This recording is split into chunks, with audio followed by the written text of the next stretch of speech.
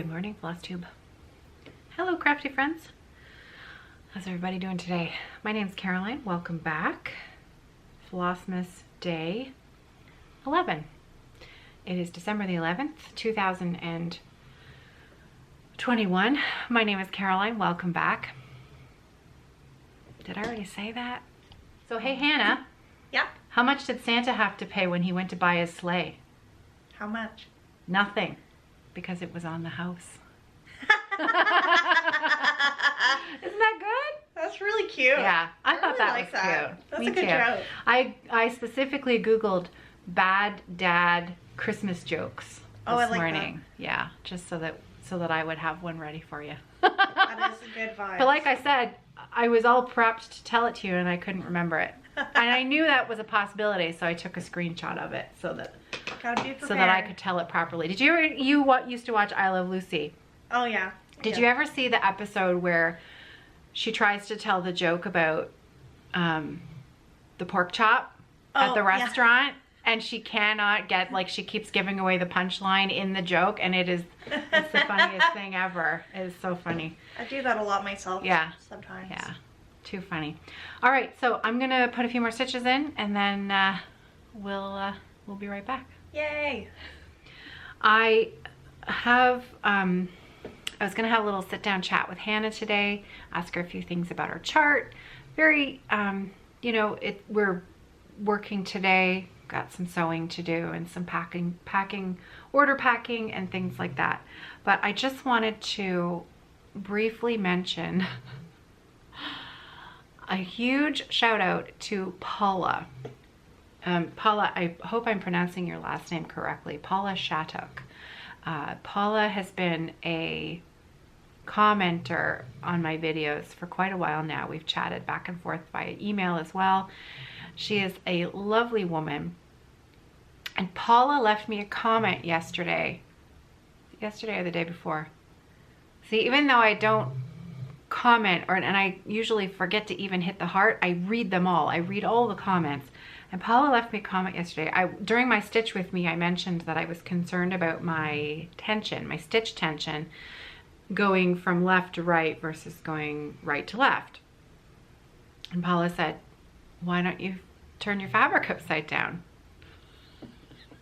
Paula, I kid you not, it was like I could hear the light bulb turn on in my head. And of course I can turn the fabric around. I do that all the time. I used to do it all the time, you know, if I would stitch in a Q-snap. And I remember vividly stitching the Ink Circles design, oh, what was it called? Forest Flower, something like that. And I would always turn it depending on which side of the Q-snap that I was working on. So yeah, and I mean, when you turn it 180 degrees, the top leg of your stitch is lying the same way. So there's no reason why I couldn't flip it upside down and it would still be stitching. I really like the tension on my stitches when I stitch from left to right when I'm using the sewing method. And so I did that. My next row, I turned the fabric 180 degrees and I stitched all the way back the other way, and the tension is perfect. The tension is absolutely perfect. So Paula, thank you. That was exactly the tip that I needed to hear right at that moment, and so helpful. So I just wanted to give a little shout out to Paula and say thanks. All right, so we had a pretty big day yesterday. Yeah, we did. I should say you had a pretty big day yesterday. We released, through the shop page, through Evertote, we released Hannah's very first paid for pattern, cross stitch pattern that she designed all by her very self. So, why don't you first of all tell me, you know, as someone, for those people who are meeting you for the first time, Hannah is currently at university. Yeah, I'm doing my second master's degree because I'm insane. And I'm also applying for doctorate programs, so, you know, more school after this, hopefully. My background is in music, but right now I'm doing a master's in library information sciences. It's just a 1-year intensive program, the one that I'm doing, so I'll be done in August, and be a fully certified librarian. then, and then we'll see where I go from there. But when I started working here, I mentioned to Caroline probably a few months ago, I said, you know, I don't really have any interest in stitching, but I am interested in trying to like design some stuff. So I ended up sort of making a really like simple little mock-up for my first design, and then now it's like anytime I have a free half hour, I try to put in some time to something. Sometimes I'll come up with an idea and just do a whole chart in one go, and sometimes I'll just sort of dabble at a big one for a while. If you're subscribed to our emails, for example, there's a free chart in those emails that went out, and that one I kind of just dabbled at for maybe like 2 months-ish. Yeah. Like it's a it's a new newsletter through our shop page. So on Evertote's website, at the very bottom, there's a new newsletter subscription box that you can sign up for the newsletter. And it was their Celtic Knots is the freebie chart that Hannah has included in the email. And it's one of those charts where you can stitch it as a whole, or you can pick and choose. You could just pick your favorite and just stitch that with any color. Yeah, it's like the chart's in black, but you can really kind of go crazy and do whatever you want with it. There's a lot of creative freedom in the design, which is fun. So the chart you released yesterday was part of the December Bag of the Month. I keep calling it a club, the Bag of the Month Club. It's not a club because we don't do one every month. We didn't, you know, it's not an exclusive thing. We just list what we have and in the month and call it Bag of the Month. Yeah. And so you were specifically, I remember when we got these colors in from Carrie, from Leo and Roxy, and Hannah immediately gravitated towards these colors. Yeah, I really and you put them together and you're like, look at this. So these were the whoops, we lost Pippi there. These were the new colors that came. We've been hanging on to them for a few months now, waiting for the appropriate time. And then Hannah decided to design a chart for them. So Fanned Out. Yeah, Fanned Out is just hang on a sec. Okay, so Fanned Out is your chart, and I'll pop in a little picture here of what the full chart looks like. Yeah.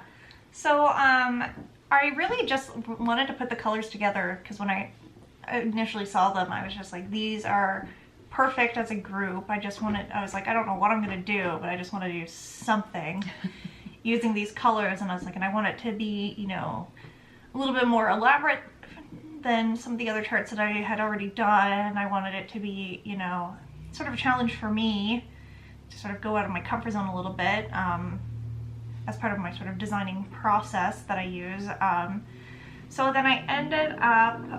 and you've been looking at mandalas, yeah, I have been looking at mandalas, and I experimented with a few different ones, or I was like, so I had one that was a lot more elaborate, and it was going to be like the world's biggest chart.